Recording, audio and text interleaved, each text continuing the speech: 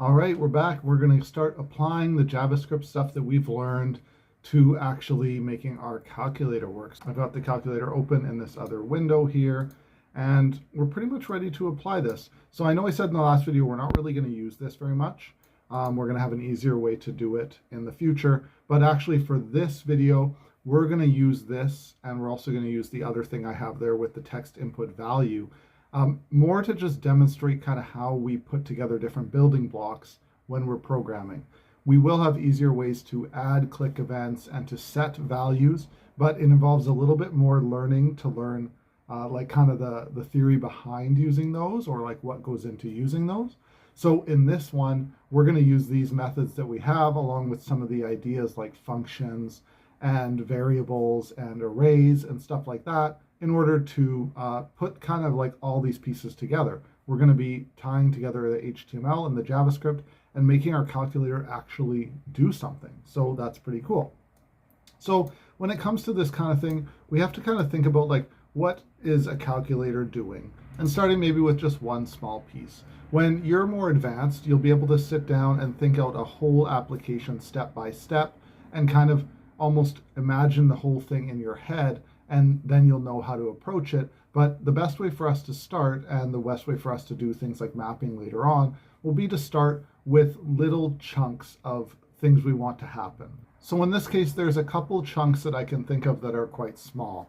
One is when we press a button here for the number, we want the number to, appear in the text input.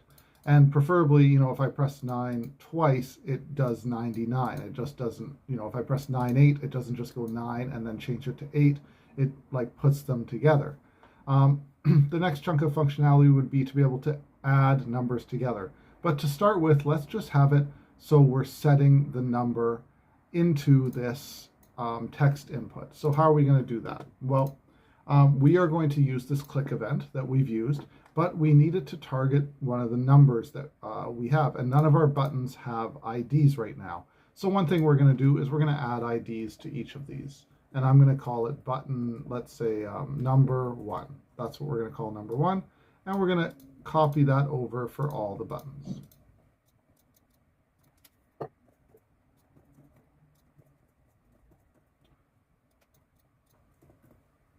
All right, so I've added IDs onto all the numbers. Now let's try making it so that one of them will do what we want. So we have a little bit of sample code here, and we have some sample code here. So this thing split it into multiple lines, which I think makes it look a little more confusing actually, but it's going to do it again as soon as I press save probably. Yeah, okay, it just did it. So this is just something we have to get used to looking at. Let's make the number 1. So we're doing if someone presses the number 1 button, we're adding a click that is going to change the text input here to 1. That's what we're going to do. Okay, so let's try, this thing reformats code sometimes into different lines, but we just got to live with it. So let's reload this. You can see that thing that was setting hello is no longer doing it. And now if we press 1, it sets it to 1. Now if I press 1 again, it just sets it to 1, because every time it's clicking, a little function is running in here that sets the value to 1 inside. Okay, so that works. Now, how do we get it so that if I press 1 again, it will like add it onto what's already there? I can get the current value of what's in that text input. So here I'm going to have a variable that says get current let the current value equal. And that's how we get what the value already is. You can see here we're setting the value. Here I'm just getting what it currently is. So now I'm going to have get current value, and I'm going to, a little bit confusingly, add 1 to it. Now this is a bit of a confusing thing, but let's see first how it works, and then I'll explain it a little bit. So if I go 1, now if I press 1 a whole bunch of times, it adds it on like that without actually adding the numbers together. So first of all, what the heck's going on? I got the current value, which was either nothing or 1, and then I added 1 to it, which in this case, since it's not a number, right? Like when I add this, I'm not adding the number 1. If I took that out and put 1, that would be a number. But here I'm adding a string 1. So when you add strings together, they just join with each other. It's what we call concatenate. They concatenate and become one string. So in this case, what I'm getting out of the value is a string, and what I'm adding is a string. Now this will even work if I do change this to a number, because this one is still a string. So if I save that, reload it, and do it again, it will still do that, because when there's a string and a number, JavaScript doesn't know how to add like text and a number, because text, you can't add text. So it just treats the number like it was a string. So that's why this works in this case. So it doesn't actually add for us. It just like joins them together, concatenates the strings together. Okay, so now that we have this function working for the number 1, we want to do this for, let's say, the number 2. So if we want to do this for number 2, we can copy this function, and we go change that one to 2 and change that to 2. So now it should all work with the number 2. So I've changed it. We can see here we have it going from 1 to 2. Great. So that's working. Now we could copy paste number 3, number 4, number 5, number 6, and we could do all of them individually. But this is where there's actually a use for this thing called an array. What we have is basically a list. So numbers, we can call all the list of numbers is 0, 1, 2, 3, 4, 5, 6, 7, 8, and 9. And then we can loop over all the numbers. We can do that little for each that we went over before, which has a function, and then it'll give a number. And inside the for each, we run this little function, which is going to run on every single one of the numbers. And inside that, we can put this little thing where I'm creating the click listener. And now we have to do a little tricky thing, and you're going to see how we start putting together all these different pieces. Instead of number 1, because if this runs right now, it will just add a click listener 10 times to the number 1 element. So we can use this little concatenation trick that I just talked about to say plus number, because this is going to be the single number that we're looping over, either 0, 1, 2, 3, 4, whatever. And then this will bring them together, so that basically what you're saying is number 0, then number 1, number 2, number 3.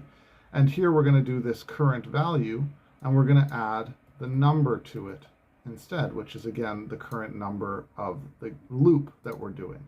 So I hope that kind of makes sense, like what's going on here, where instead of just statically creating, okay, here's the click listener for number 1, here's the click listener for number 2, here's the click listener for number 3, we're using this loop to dynamically create all the click listeners without having to like rewrite the same code over and over again. I hope that makes sense. Feel free to go over it again, try playing it with it yourself. This is a pretty big concept, and I know there's lots going on here, but this is how we're going to advance and start seeing the power of programming. So okay, let's reload this, and we can see now that we can use any of the buttons and write a number in there. So that's pretty cool. It worked all of it in just a few lines of code. Pretty cool. We're going to add one more functionality, then in the next video we're going to go over doing the actual adding, which is kind of the next chunk of functionality. So the one other thing I want to add is the ability to clear this input, which is that C button. And that is kind of special. We can't really put it in this loop because it's not a number that we're adding in. It's a different pattern that we're doing. So for that, we're going to have the document.getElementById, and we're going to get the C button, and we're going to put that in as the ID. And again, we're going to look for click. And in this case, we don't care what the current value is because we just want it to go back to empty. And we're just going to set the current value to what we call a blank string, an empty string. It's just 2 quotation marks with nothing in it. There's nothing there, but that'll basically set it to be nothing. So when we save now, we can press this, and then I can press C and empty it. And I can do it again and press C and empty it. So we've added a fair bit of functionality here. We've got to use our array. We've seen some of this stuff with different types of variables coming back with strings and numbers, and how they can concatenate together, and how we can actually use that not only to set the value in the text input, but also to actually set the click listener in JavaScript by this dynamic way of looping and including the number. So again, look over it again, ask a question if you're confused, but in the next one, we're going to go over actually doing the adding, and that's going to involve, again, using a bit more of the concepts that we ran over in the last few episodes. See you soon.